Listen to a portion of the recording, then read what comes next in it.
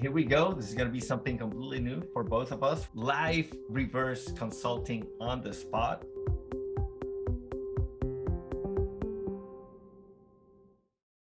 Do you currently have a page on your website that talks about your experience as a speaker? If Not people have yet. been there? Okay. We know we need it, but it hasn't been built yet. Okay. So usually the approach I take for this would be to find a keyword. Like I know, for example, personal branding speaker is a keyword people search for. So I have a page on my website that has that and have some of my speaking samples. So with this, what I would say is, let's do it. Probably like LinkedIn speaker or social selling speaker, but there's probably a lot of competition. Okay, so this is not bad. It doesn't have a lot of search volume.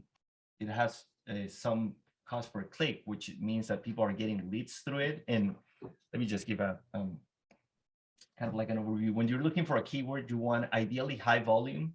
If it's on the thousands or tens of thousands, that's amazing because it means a lot of people are searching for it. The second thing you're looking at it is cost per click. The highest the cost per click, it means somebody's paying a lot of money to get clicks on that keyword. So it means that it's closer to a buying decision. The higher the cost per click, usually the closer that keyword, that term is to a buying decision. And then, can you of course, do a quick look up on LinkedIn Trainer? I want to see how bad that is. This one is hard. Yeah, I figured. And it doesn't have a lot of cost per click. So it means that it's like either middle of the funnel or top of funnel. Okay. I would guess. We would have to do a little bit more research. But for example, let's say LinkedIn speaker. This based on your, let's put your website here so you have an idea. Okay. So your website has great homepage, SEO score. It has some organic traffic. You have 35 domain authority. This is amazing. Really? Because it means, like, I'll give you an example. Us, when we started our new niche, we were doing kind of like the typical digital marketing agency. We would do websites, we do social media, video, SEO, paid, you name it. And then we decided, no, we're going to focus on personal branding. So a year ago, our website had maybe 2 domain authority, 1 domain authority. It was super low. And we just started posting content about personal branding. We did a complete rebrand. And now we're ranking for terms that are 40 in terms of difficulty, 50 in terms of difficulty, number one, just because we did good work for over a year.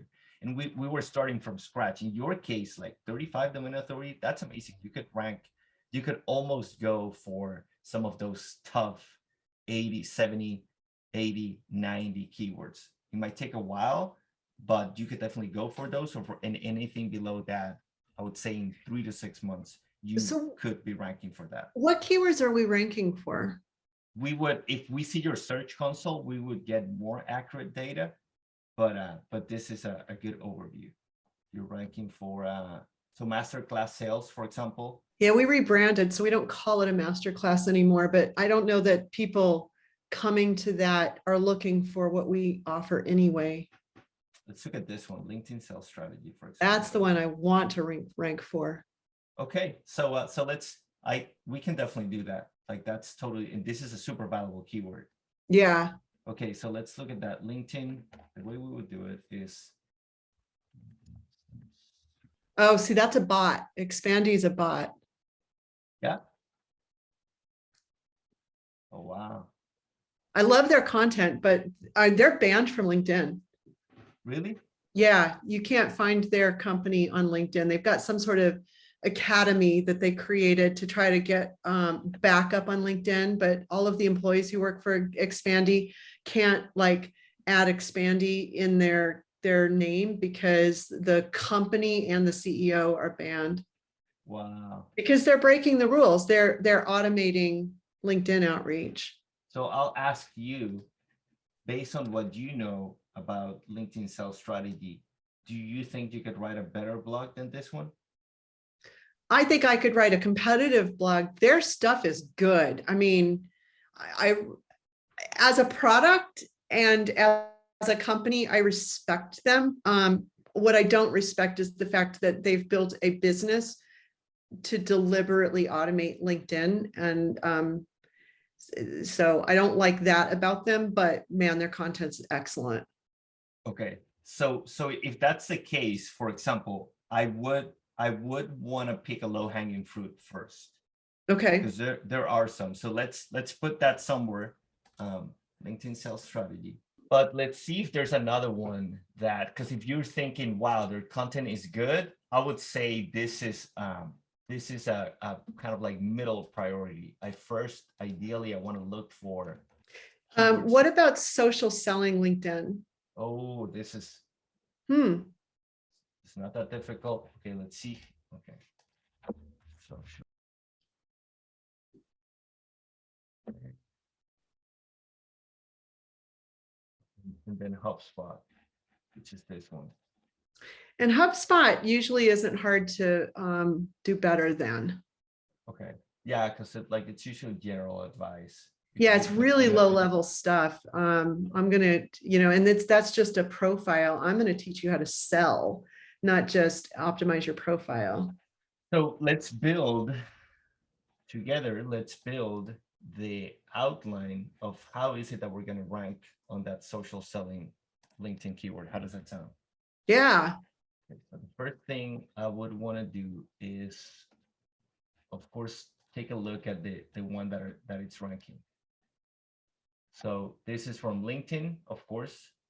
So they have, okay, create a professional brand, focus on the right prospects, engage with insights, and build trusted relationship. So that's good to have in mind. Okay, what is it that the other people that are ranking are talking about? What are their H2s? Yeah, I've got like a framework that I could use as an image on this and give far more detail on those steps.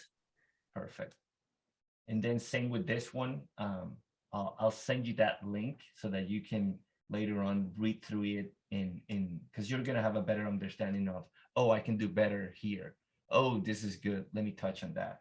So then after that, what I would do is I want to include all these questions that people also ask, that it's important that either you have them at the end of the article, FAQs or something like that, or if you can work them in your outline, that is great. So what is?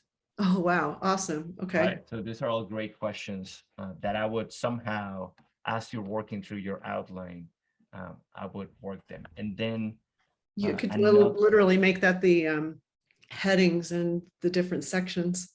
Well, that's what I was going to say. Ideally, you want, and that's like a whole different topic. Like once you write the article, picking your H1, it's key. It needs to have this keyword, social selling LinkedIn. And those are kind of like the most technical aspects. But you want to make sure that it's there, like how to do social selling. The thing is, like, it's gonna sound weird because ideally you want to have it like that, but you could how to do social selling on LinkedIn.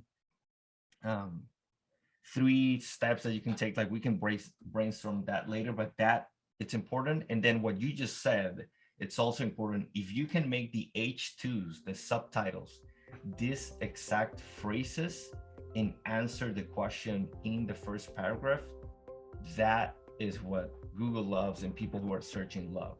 And then of course you want to hook them so that they read the rest.